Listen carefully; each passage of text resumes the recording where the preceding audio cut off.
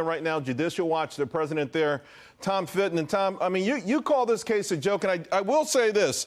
A CNN poll shows 76% of Americans think it is politically motivated to one degree or another. Why are you calling it a joke?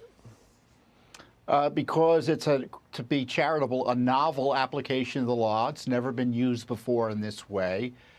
They're turning so-called misdemeanors, not even real misdemeanors, into felonies, evidently, by pretending paying off someone in a personal matter ought to be a campaign contribution. In other words, he's being targeted because he didn't use campaign funds to take care of a personal issue. You know, that's the kind of Alice in Wonderland approach. This is a dark time for America. It's a sad day. President Trump is officially a political prisoner. Our system is broken.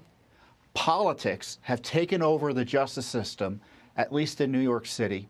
And, you know, the question is, can we extricate the rule of law or preserve it or restore it in the city? Right. And hopefully the court moves quickly to quash this abuse of power. And, you know, frankly, if I were the judge, the first thing I'd be asking the prosecutor, I want you to explain yourself. What are we doing here?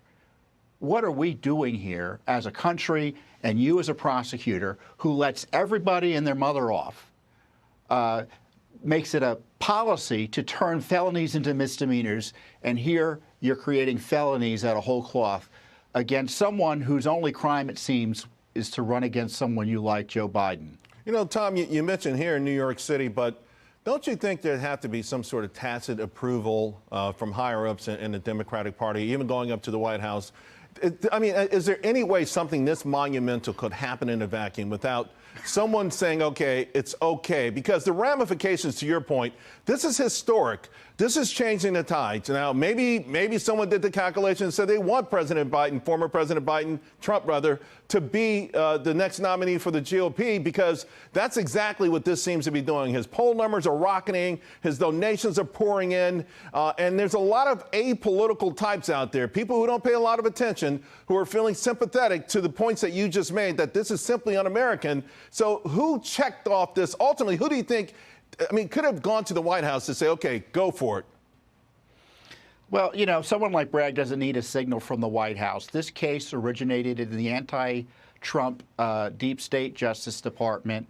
He brought in a former Obama official, a former Biden appointee, as a special employee to go after Trump. You know, you got to look at this as a storm front going from Georgia through D.C. up to New York, of Democratic politicians in 3 different left-leaning jurisdictions trying to jail Trump. Again, based on novel applications of the law, right. Applying laws that haven't been applied before to any citizen, let alone a former president and the leading candidate for president, at least if the polls are to be believed. Then let me pick up on that angle, because, again, these you know, we've already seen where a lot of George Soros-backed attorney generals have gone, you know, have gone beyond, if you will. Maybe it's even more sinister in my mind if the notion or the push for this is coming from outside influence, money, big-time money from outside of this country. We know that political ideology can transfer from nation to nation, but the notion that it's being pushed by money that's not even from this country is even also unseemly, in my opinion. Well, you know, Soros is an American. He has a right to contribute to candidates and to advocate for attorney generals or district attorneys like Bragg.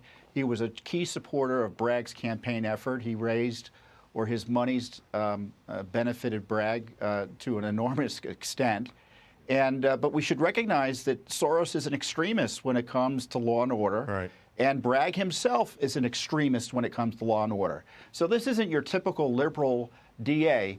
He's a radical extremist progressive who sees the law as a tool to advance his political agenda, as opposed to being a steward of the law that's supposed to protect citizens, both the innocent and the guilty. And, right. and you know, to be clear here is Trump is innocent, and this whole investigation and prosecution is harassment. And frankly, his civil rights are being violated in a way we've never seen before against any other president. It's just astonishing we're at this state. Okay. And I hope our country can move on from it or not be severely harmed because, you know, what next? What next after this? Lord Yeah. help us. I mean, sometimes you feel like we have to be pushed to the precipice before we all have this general epiphany that we've gone too far. Tom, if you please can stay with us.